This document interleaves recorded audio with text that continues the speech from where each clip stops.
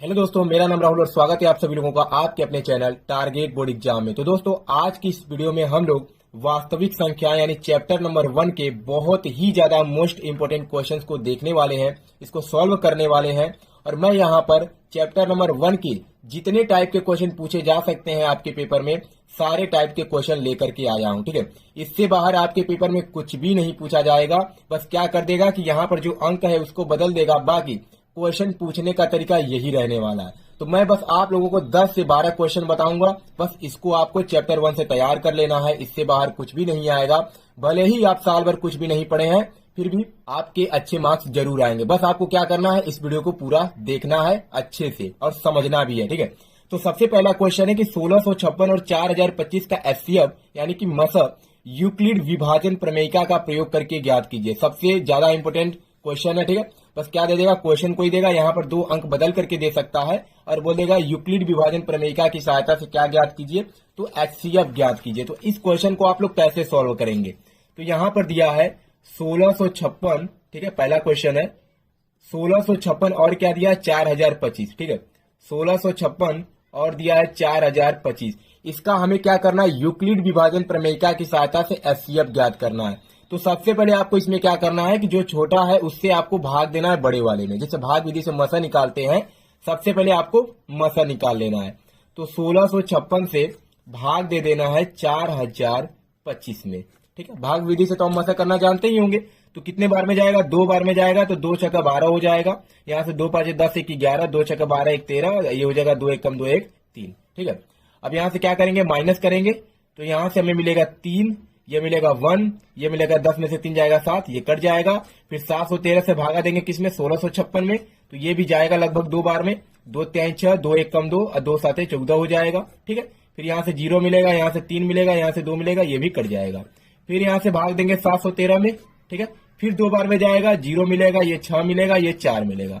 Minus करेंगे तो 3 हो जाएगा, 11 में से 6 जाएगा 5 हो जाएगा, 6 में से 4 जाएगा 2 हो जाएगा। सॉरी, यहाँ पे 3 से चला जाएगा। ठीक है, 3 से भी यहाँ पर चला जाएगा तो क्या हो जाएगा, 0 हो जाएगा। 3 3 9 हो जाएगा यहाँ पे, और 3 2 के यहाँ पे 6 हो जाएगा, 690। 3 बार में भी जा रहा है तो यहाँ पे मिलेगा 3।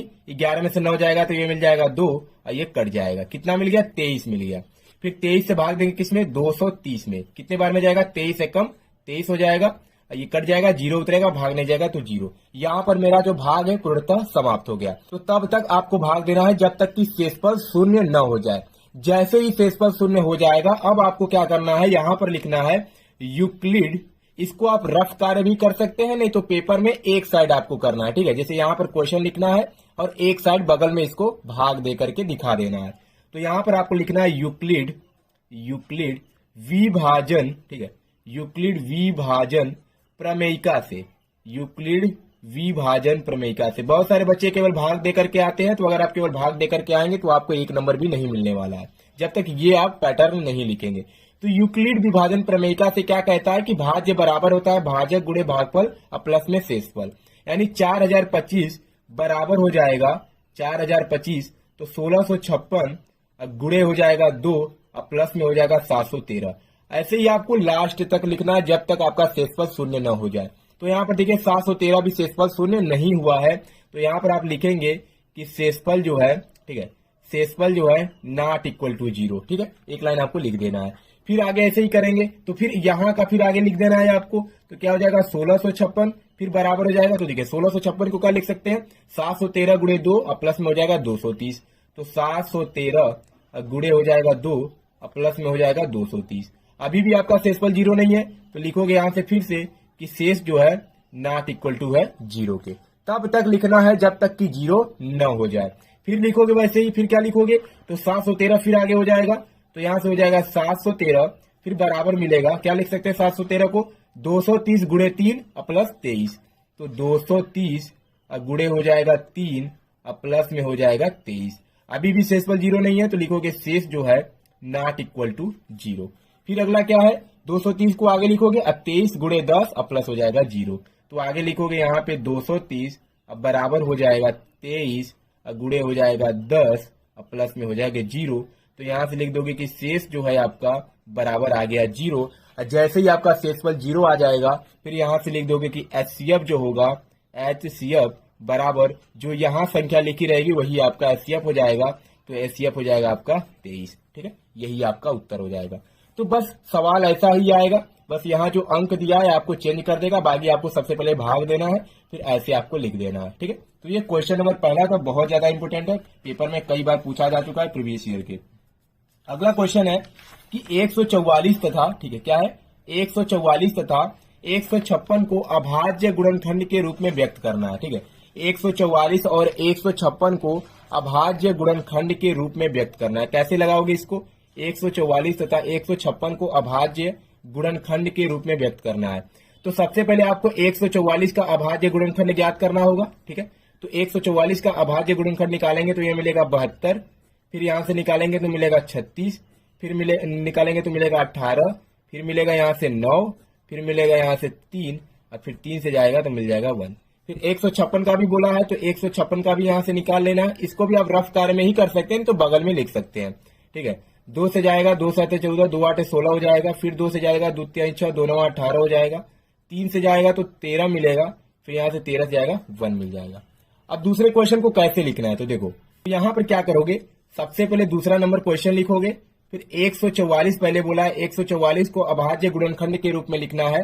तो कितने बार 2 है, 1 2 3 4, तो 4 बार 2 है तो लिख दोगे 2 के पावर 4 गुणे, कितने बार 2 3 है तो 2 बार 3 है तो यहां से लिख दोगे 3 के पावर 2। बस यही हमारा उत्तर हो जाएगा 144 का अभाज्य गुणनखंड।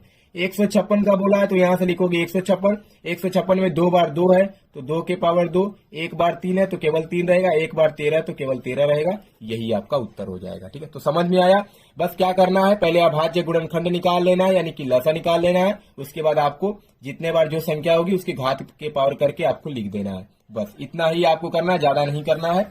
तो तीसरा प्रश्न क्या है कि अभाज्य गुणनखंड विधि द्वारा, अभाज्य गुणनखंड विधि द्वारा मतलब क्या करोगे, 96 और 404 का सबसे पहले गुणनखंड करोगे, का एचसीएफ ज्ञात कीजिए और फिर इनका एलसीएम ज्ञात कीजिए। दिया है 96 और 404। ठीक है, अगला क्वेश्चन है हमारा तीसरा नंबर, 96 और 404 का हमें सबसे पहले एचसीएफ ज्ञात करना है और फिर उसके बाद क्या ज्ञात करना है, एलसीएम ज्ञात करना है। तो सबसे पहले 96 का अभाज्य गुणनखंड निकाल लेते हैं। तो यहां से मिलेगा 2 चौके 8, 2 8 16, फिर 2 से 2 दूना 4, 2 चौके 8। ठीक है, फिर 2 से जाएगा 2 1 कम 2, 2 दूना 4, फिर 2 से जाएगा 2 6 12, फिर 2 से जाएगा 2 3 6, और फिर यहां से 3 से चला जाएगा 1 मिल जाएगा। ठीक है, फिर 404 का निकालोगे तो 404 का निकालते हैं तो यहां से 2 से जाएगा 2 दूना 4 0, 2 दूना 4, फिर 2 से जाएगा 2 1 कम 2 0, 2 1 कम 2, फिर यहां से देखो डायरेक्ट 101 से ही जाएगा तो यहां से 1 मिल जाएगा। तो सबसे पहले एचसीएफ निकालना है। तो अब क्या करोगे, 96 को क्या लिख सकते हो, 1 2 3 4 5 बार 2 है तो 2 गुणे 2 गुणे 2 गुणे 2 फिर गुणे 2 हो जाएगा। ठीक है, 404 को क्या लिख सकते हो, तो यहां से हो जाएगा 2 गुणे 2 और गुणे हो जाएगा 101। अब यहां से एचसीएफ कैसे निकालोगे, तो देखो एचसीएफ निकालने का तरीका, जो आप गुणनखंड किए हैं दोनों में जो जो कॉमन है, यानी जो ऊपर है और जो नीचे भी है, उसको जोड़ा बनाकर एक बार आपको लिख देना है। जैसे देखो यहाँ पर 1 बार 2 है, यहाँ पर 1 बार 2 है, तो दोनों मिलाकर के 1 बार 2 लिख देना है। ठीक है, फिर देखो फिर इसके पास एक और 2 है, यहाँ पर भी 2 है तो फिर 1 2 लिखा जाएगा। फिर इसके बाद 101 है लेकिन इसके पास 101 नहीं है, बाकी इसके पास 2 है, इसके पास 2 नहीं है, तो केवल इतना ही रह गया हमारा। तो एचसीएफ कितना मिल जाएगा, तो एचसीएफ मिल जाएगा 4, ये हमारा उत्तर हो जाएगा। ठीक है, फिर बोला एचसीएफ के बाद आपको एलसीएम निकालना है। तो एक सूत्र आपको याद होना चाहिए कि एचसीएफ गुणे एलसीएम बराबर होता है, एचसीएफ गुणे एलसीएम बराबर होता है पहली संख्या गुणे दूसरी संख्या। एक हम अभी हम इसको दिखाते हैं। तो एचसीएफ हमने निकाल लिया 4, एलसीएम हमें निकालना है अभी। पहली संख्या क्या है 96 और दूसरी संख्या क्या है, तो 404 है। ठीक है, हो जाएगा। तो एलसीएम बराबर निकल जाएगा 96 गुणे 404 बटा हो जाएगा 4। 4 से काटेंगे तो ये मिलेगा 101, इसका गुणा करेंगे तो 96।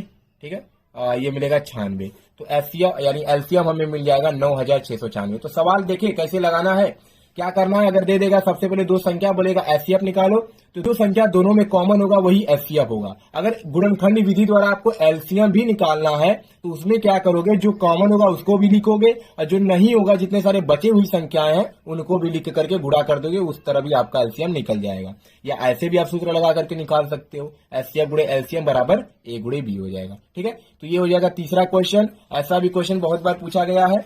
जैसे देखो चौथा क्वेश्चन दिया है कि यदि एचसीएफ 306,657 का 9 दिया है तो एलसीएम 306,657 ज्ञात कीजिए। बहुत आसान है, जो मैंने अभी फॉर्मूला बताया वैसे ही लगाना है। क्या करोगे, हमें पता है कि ए गुणे बी बराबर होता है एचसीएफ गुणे एलसीएम, ठीक है। अभी जो मैंने फॉर्मूला यूज किया था, पहली संख्या 306, दूसरी संख्या 657, ठीक है, और 9 क्या दिया, एचसीएफ 9 दिया तो 9 हो जाएगा। बाकी यहां से आप एलसीएम निकाल सकते हो, इधर उधर पक्षांतर करके गुणा भाग करके निकाल लोगे, हो जाएगा कि नहीं। तो इसका उत्तर आपको कमेंट बॉक्स में टाइप करना है कि कितना आएगा। पांचवा प्रश्न है कि 18 और 117 के एचसीएफ को 18m माइनस 117 के रूप में दर्शाया गया है। m का मान ज्ञात कीजिए, साथ ही 18 और 117 का एलसीएम ज्ञात कीजिए, ठीक है। तो इस क्वेश्चन को आप कैसे सॉल्व करोगे, तो देखो क्वेश्चन क्या दिया है। क्वेश्चन में बोला है कि 18 और, ठीक है, क्या दिया है, 18 और, यहां पर लगाते हैं इसको नीचे। क्वेश्चन में दिया है कि 18 और क्वेश्चन नंबर 5वां है, 18 और 117 के एचसीएफ को, यानी एचसीएफ किसका है, एचसीएफ 18,117, इसका जो एचसीएफ दिया है किसके रूप में लिखा गया, तो 18m माइनस 117 के रूप में लिखा गया, ये क्वेश्चन में दिया है। तो बोला है कि m का मान ज्ञात कीजिए, ठीक है, m का मान हमें ज्ञात करना है, साथ ही 18 और 117 का एलसीएम ज्ञात करना है। तो अभी देखो एचसीएफ भी हमें पूर्णतः ज्ञात नहीं है, m के रूप में है, तो सबसे पहले हमें एचसीएफ भी ज्ञात करना होगा। तो बोला है उसके बाद फिर एलसीएम भी ज्ञात कीजिए, ठीक है, m का मान और एलसीएम ज्ञात करना है। तो कैसे ज्ञात करोगे, देखो पहली संख्या दी हुई है, दूसरी संख्या दी हुई है, साथ में एचसीएफ दिया गया लेकिन m के रूप का दिया गया है, ठीक है, और बोला है एलसीएम और m का मान ज्ञात करो। तो देखो हम जानते हैं, सबसे पहले देखो 18 का आपको गुणनखंड करना है, तो क्या मिलेगा, 2 गुणे 3 गुणे आपको मिल जाएगा 3, ठीक है, यही मिलेगा। 18 को तोड़ेंगे तो 2 9 18, फिर 3 का वर्ग 9 का वर्ग 3 है, तो 3 गुणे 3 हो जाएगा। 117 का अभाज्य गुणनखंड करेंगे तो क्या मिलेगा, 3 मिलेगा, ठीक है, फिर क्या मिलेगा, 3 से काटेंगे तो 3 3 9, 3 9 27, यानी कि मिल जाएगा 39, फिर 3 से काटेंगे तो 13, फिर यहां से मिल जाएगा 13, यही मिलेगा। 3 गुणे 3 गुणे 13। अब मैंने क्या आपको पहले बताया था कि एचसीएफ कैसे निकलता है, जो दोनों में कॉमन हो, और एलसीएम कैसे निकलता है, जो कॉमन होगा उसको भी लिखोगे और जो नहीं होगा उसको भी लिखोगे, ठीक है। तो अगर हम यहां से एलसीएम निकालना चाहते हैं, एलसीएम, तो बताओ क्या होगा, ऊपर देखो 2 है, नीचे कहीं 2 है, नहीं है, मतलब कॉमन नहीं है, फिर भी हम क्या करेंगे, इसको लिखेंगे। एचसीएफ में नहीं लिखेंगे, क्योंकि एचसीएफ में जो कॉमन होता है वही लिखा जाता है, लेकिन एलसीएम में जो होगा उसको भी लिखेंगे और जो नहीं होगा उसको भी लिखेंगे। तो 2 कॉमन नहीं था, लेकिन देखो नीचे 3 है, ऊपर भी 3 है, तो यहां से एक 3 लिखा जाएगा, फिर नीचे एक और 3 है, ऊपर एक और 3 है, तो फिर क्या लिख देंगे, फिर 3 लिख देंगे। फिर देखो नीचे 13, ऊपर 13 नहीं है, तो नहीं है, तो फिर भी हम इसको लिख देंगे, ठीक है। तो यहां से हल करेंगे तो मिलेगा 2 तिहाई 6, 6 3 18, 18 का 13 में गुणा करेंगे तो कितना मिल जाएगा, 18 का गुणा 13 में करेंगे तो ये मिलेगा 3 8 24 के 4, 3 एकम 3 2 5, 1 8 8 हो जाएगा, 1 हो जाएगा, 4 8 5 13 हो जाएगा, 1 2, तो यानी 234 मिल गया। एलसीएम हमें कितना मिल गया, तो 234, ठीक है। अब वो फार्मूला हम लगा सकते हैं। फार्मूला क्या कहता है कि एलसीएम गुणे एचसीएफ बराबर होता है ए गुणे बी, तो यहां से हो जाएगा एचसीएफ गुणे हो जाएगा एलसीएम, अब बराबर होता है ए गुणे बी, यानी पहली संख्या गुणे दूसरी संख्या। एचसीएफ क्या दिया, 18m माइनस 117 हो जाएगा, तो 18m माइनस 117 हो जाएगा। एलसीएम क्या मिल गया हमें, 234। अब पहली संख्या दिया है 18 और दूसरी संख्या दिया है 117, ठीक है। अब इसको हल कर दो, तो 18m अब माइनस 117 बराबर क्या हो जाएगा, 18 गुणे 117, अब बटे कितना हो जाएगा, 234 हो जाएगा, ठीक है। अगर 2 से काटते हैं तो 2 9 18 और 2 1 कम 2, 2 1 कम 2, 2 7 14, ठीक है, 117 बचेगा। 117 से 117 कट जाएगा, तो यहां से मिलेगा 18m बराबर मिल जाएगा 117 प्लस में मिल जाएगा 9, ठीक है। तो यम बराबर मिल जाएगा, कितना हो जाएगा, 17, 117 9, 9 7 16 के 6, 1 2 मिल जाएगा, यानी कि 126, अब बटे हो जाएगा 18। कितने बार में जाएगा, तो 18 7 126 होता है, तो यम का मान यहां से मिल जाएगा 7, यम का मान मिल गया, ठीक है। तो ऐसे ही आपको ज्ञात करना है। एचसीएफ अगर यम के रूप का दिया तो सबसे पहले दोनों संख्याओं का एलसीएम निकाल लोगे, एलसीएम निकाल करके वो फार्मूला लगा करके आप एम का मान ज्ञात कर लोगे। फिर इसके बाद क्या दिया था कि इनका एलसीएम ज्ञात कीजिए, तो हमने यहाँ पर एलसीएम भी ज्ञात कर लिया है, 234 इनका उत्तर है, ठीक है। तो एक उत्तर 234, एक उत्तर आ जाएगा एम का मान 7। बहुत ही इजी प्रश्न है, थोड़ा सा भी कठिन लगा, ठीक है। अगला क्वेश्चन है 6 नंबर की व्याख्या कीजिए कि 7 गुणे 11 गुणे 13 प्लस 13 भाज्य संख्या क्यों है। बहुत ही इजी प्रश्न है। भाज्य संख्या क्या होता है, ऐसी संख्या जो स्वयं के अलावा किसी अन्य संख्या से भी कट जाए उसको हम क्या कहते हैं, तो उसको हम भाज्य संख्या कहते हैं। ठीक है, तो हमें ये प्रूव करना है कि ये जो संख्या मिलेगी हमें यहाँ से, वह संख्या स्वयं के अलावा भी किसी संख्या से कट जाएगी। तो 6 नंबर क्वेश्चन है कि 7 गुणे 11 गुणे दिया है 13 अब प्लस में दिया है 13। बताओ दोनों में क्या कॉमन है, 13 कॉमन है, तो 13 अगर कॉमन लेते हैं तो यहां से मिलेगा 7 गुणे 11 अब प्लस में हो जाएगा 1, यही मिलेगा। तो यहां से मिल जाएगा 13, अब ब्रैकेट में 11 7 77, एक मिल जाएगा 78। ठीक है, दोनों का गुणा कर दो, तो 78 में अगर हम 13 का गुणा कर देते हैं तो 3 8 24 के 4 और 3 7 21 22 23 मिल जाएगा। फिर 1 8 8 हो जाएगा, 1 7 7 हो जाएगा, 4 मिलेगा, 8 3 11 के 1 7 2 9 1 10, कितना मिल गया 1014। अब यहां से आप लोग बताइए कि जो 1014 हमें मिला है क्या वह 13 से विभाज्य नहीं है ना विभाज्य, क्योंकि इन्हीं के तो गुणनखंड से मिला है। और यह 78 से भी विभाज्य है, मतलब 1014 जो है वह स्वयं के अलावा 13 और 78 से भी विभाज्य है। अतः यह कैसी संख्या हो जाएगी, भाज्य संख्या हो जाएगी। तो आपको नीचे क्या लिखना है, तो यहाँ से आप लिख दीजिएगा कि अतः, लिख लीजिए मैं बोल रहा हूं, अतः आपको क्या लिखना है कि प्राप्त संख्या 1014 स्वयं के अतिरिक्त 13 और 78 से भी विभाज्य है, अतः यह एक भाज्य संख्या है। ठीक है, कोई दिक्कत इसमें नहीं ना। चलिए आगे बढ़ते हैं। अगला प्रश्न है हमारा, सिद्ध कीजिए कि करड़ी में 3 एक अपरिमेय संख्या है। बहुत ज्यादा इंपॉर्टेंट है, सिद्ध करना है कि करड़ी में 3 एक अपरिमेय संख्या है। और 8वां क्वेश्चन है कि सिद्ध कीजिए कि 5 - 2 करड़ी में 3 एक अपरिमेय संख्या है। अब ऐसा नहीं है कि आपके पेपर में डायरेक्ट यही दोनों आएगा। ठीक है, करड़ी में 3 की जगह करड़ी में 5 दे सकता है, करड़ी में 7 दे देगा, करड़ी में 2 दे देगा, और यहाँ पर प्लस माइनस कुछ और कर सकता है, जैसे 5 + 2 करड़ी में 3 कर देगा, या 2 - 4 करड़ी में 7 कर देगा। तो मतलब टाइप ऐसा ही रहेगा, क्वेश्चन पूछने का तरीका ऐसा ही रहेगा, बस अंक बदल देगा। तो दे देगा करड़ी में 3 एक अपरिमेय संख्या है, 5 - 2 करड़ी में 3 एक अपरिमेय संख्या। देखिए इन दोनों क्वेश्चन को मैं अगले वीडियो में बताऊंगा, क्योंकि इस वीडियो में बताऊंगा तो वीडियो बहुत ज्यादा लंबी हो जाएगी और बच्चे ज्यादा लंबी वीडियो देखना पसंद नहीं करते हैं। ठीक है, तो दोनों क्वेश्चन को जस्ट इसके बाद आधे या 1 घंटे के बाद वीडियो आएगी, जिसमें मैं इन दोनों क्वेश्चन को बहुत ही अच्छे तरीके से बताऊंगा, क्योंकि ये क्वेश्चन 4 नंबर का पूछा जाता है, इसलिए आपको बहुत ही ध्यान से इसको करना है। ठीक है, बाकी अगला प्रश्न है हमारा, क्वेश्चन नंबर कौन सा है, क्वेश्चन नंबर 9।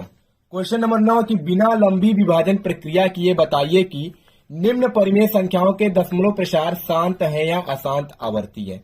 मतलब ये जो संख्या हमें दी गई है, हमें बिना भाग दिए बताना है कि ये शांत है, मतलब ये पूर्णतः कट जाता है या नहीं करता है।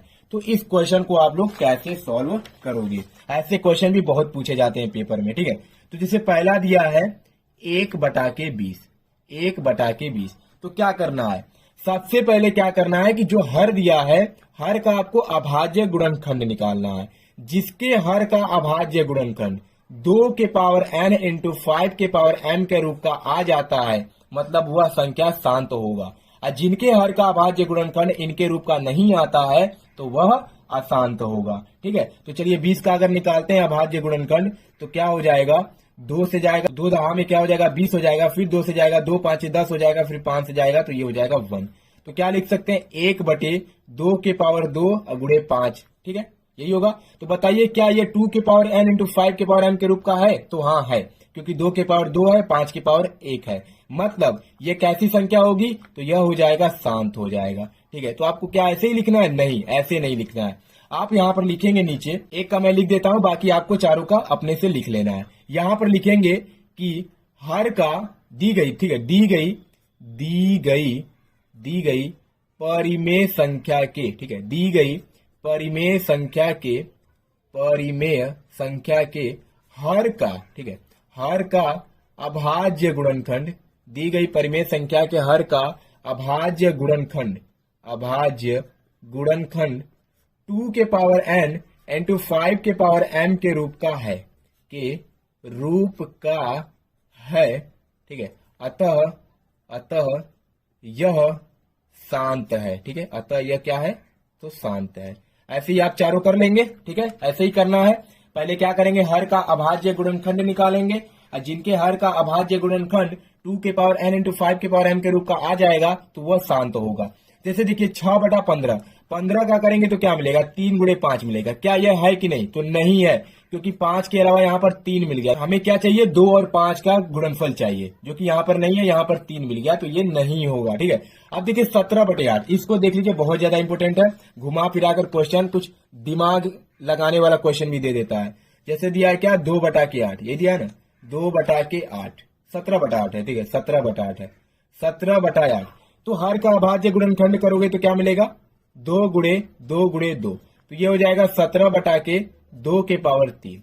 अब बताओ ये होगा कि नहीं, तो ये भी शांत होगा। कैसे, 2 के पावर 3 हो जाएगा, इंटू 5 के पावर हम 0 लिख सकते हैं। अतः यह 2 के पावर n इंटू 5 के पावर n के रूप का बन गया। तो अगर केवल 2 का घात आ जाता है या केवल 5 का ही घात आ जाता है, तब भी वह शांत ही माना जाएगा। दूसरे के पावर 0 लिख करके हम उसको दिखा सकते हैं। ठीक है, तो यह भी क्या होगा, ये शांत होगा। ये उदाहरण बहुत ज्यादा इंपॉर्टेंट है। बहुत सारे बच्चे यहाँ पर गलती करके आते हैं, वो लोग सोचते हैं कि यहाँ पर केवल 2 ही दिया, यहाँ पर केवल 5 ही दिया, तो ये नहीं होगा। लेकिन नहीं, ऐसी गलती नहीं करनी है। अगर एक भी घात दिया है तो दूसरे को हम मान सकते हैं। ठीक है, तो बाकी जो 2 क्वेश्चन है उसको आप कर लेंगे। ठीक है, अगला क्वेश्चन है हमारा 10 नंबर, जो कि लास्ट क्वेश्चन है इस चैप्टर का। 10 ही टाइप आपको पढ़ना है, इसके अलावा आपको कुछ भी नहीं पढ़ना है। परिमेय संख्या 14,587/1250 का दशमलव प्रसार निम्नलिखित किन दशमलव स्थान के बाद समाप्त हो जाएगा। मतलब जैसे कोई संख्या 6.76, ठीक है, तो दशमलव के बाद कितने स्थान तक है, तो 3 स्थान तक है। तो यही बताना है कि ये जब भाग दिया जाएगा तो कितने स्थान तक होगा। तो अगर आप इसमें भाग देने जाएंगे तो बहुत ज्यादा समय लग जाएगा। अब क्वेश्चन कितने मार्क्स का पूछा जाएगा, तो 1 नंबर का। तो इतना समय तो बर्बाद करना नहीं है आपको, अन्य क्वेश्चन को भी हल करना है। तो क्या करेंगे आप, 14,587/1250, 14,587 अब बटे दिया है 1250। तो इस क्वेश्चन को आप कैसे सॉल्व करेंगे, इसमें भी क्या करना है, सबसे पहले हर का आपको अभाज्य गुणनखंड निकाल लेना है। तो 1250 का आपको क्या करना है, अभाज्य गुणनखंड निकाल लेना है। तो 2 छक्का 12, 2 दूना 4, 2 पांचे 10 हो जाएगा। 5 से 5 एकम 5, 5 दूना 10, 25 हो जाएगा। फिर 5 दूना 10, फिर 25 हो जाएगा। फिर 5 से जाएगा 5 मिलेगा, फिर 5 से जाएगा 1 मिलेगा। तो इसको क्या लिख सकते हैं, 14,587 अब बटे क्या हो जाएगा, 2 की पावर 1 है, इंटू 5 की पावर 1 2 3 4 है, 5 की पावर हो जाएगा 4। ठीक है, तो यहां पर आपको क्या करना है कि हर का अभाज्य गुणनखंड में जिसकी घात कम होगी उसको बड़े वाले घात के बराबर करना है। जैसे यहाँ पर 2 के पावर 1 है और यहाँ पर 5 के पावर 4 है, तो क्या करोगे, 2 के पावर 3 का गुणा ऊपर भी करोगे और नीचे भी करोगे। ठीक है, तभी तो 2 के पावर 4 होगा। तो दोनों की घात को सबसे पहले बराबर करना है। तो क्या हो जाएगा, 14,587 गुणे यहाँ पर भी कर दोगे 2 के पावर 3, और नीचे 2 के पावर 3 करोगे तो ये हो जाएगा 2 के पावर 4, ये भी हो जाएगा 5 के पावर 4। ठीक, अब इसके बाद क्या करना है कि 2 के पावर 4 है, 5 के पावर 4 है, तो 2 गुणे 5 के पावर 4 लिख सकते हैं, दोनों की घात समान है। तो हो जाएगा 14,587 गुणे 2 का घन 8 होता है, अब बटे ये हो जाएगा 2 गुणे 5 के पावर 4। ठीक है, तो यहां से मिलेगा 8 का अंदर गुणा कर दो, तो 8 7 56 के 6 हो जाएगा, 8 64, 64 5 4 9 यानी 69 के 6 9 हो जाएगा। ठीक है, हासिल 6 बच जाएगा। 8 5 40, 40 6 46 के 6 हासिल 4, 8 चौके 32, 32 4 36 के 6 हासिल 3, 8 एकम 8 3 11। अब बटे क्या हो जाएगा 10 के पावर 4। ठीक है, तो 10 के पावर 4 का मान कितना होता है, 11 66 96। अब बटे ये हो जाएगा 1 2 3 4, कितना हो जाएगा 10,000। तो नीचे कितना जीरो है, 1 2 3 4, तो ऊपर 4 अंक पे दशमलव लग जाएगा, तो हो जाएगा 11.6696। तो कितना आसानी से निकल गया, कितने अंक, दशमलव के कितने अंक तक ये समाप्त हुआ है, तो 1 2 3 4, तो 4 हमारा उत्तर हो जाएगा। ठीक है, लगा लोगे, भाग देने की भी जरूरत नहीं है। बस यही 10 टाइप के क्वेश्चन आपको पेपर में पढ़ करके जाना है। कैसे करोगे, सबसे पहले घात को बराबर करोगे, फिर दोनों एक साथ करके 10 के पावर कर दोगे, और जैसे ही 10 के पावर हो जाएगा, हमें पता है कि नीचे अगर 10 का या 100 का रूप है तो आसानी से हम भाग दे सकते हैं। तो जो मैंने 10 क्वेश्चन आपको बताया है, बहुत ज्यादा इंपोर्टेंट क्वेश्चन है बोर्ड पेपर के लिए। इससे बाहर चैप्टर नंबर 1 से कुछ भी नहीं आने वाला है। बाकी जो 2 क्वेश्चन मैंने छोड़ा है अभी जस्ट, उसको मैं अगले वीडियो में बताने वाला हूं। ठीक है, बाकी इतने क्वेश्चन को आप अच्छे से एक बार फिर से देख लीजिए, प्रैक्टिस करके ही जाइएगा। ठीक है, जो एमसीक्यू का मैंने वीडियो बनाया है, पिछले वीडियो जो मैंने एमसीक्यू बताया उसको भी नहीं छोड़कर जाना है, उसको भी देखकर ही जाइएगा। ठीक है, तो अगले वीडियो में अब हम लोग चैप्टर नंबर 2 का करने वाले हैं, चैप्टर नंबर 3 का करेंगे, 4 का करेंगे। मैं सभी चैप्टर का महामैराथन वीडियो लेकर आने वाला हूं, जिसमें हर एक इंपोर्टेंट क्वेश्चन आपको कराए जाएंगे। ठीक है, तो चलिए मिलते हैं नेक्स्ट वीडियो में, तब तक के लिए धन्यवाद।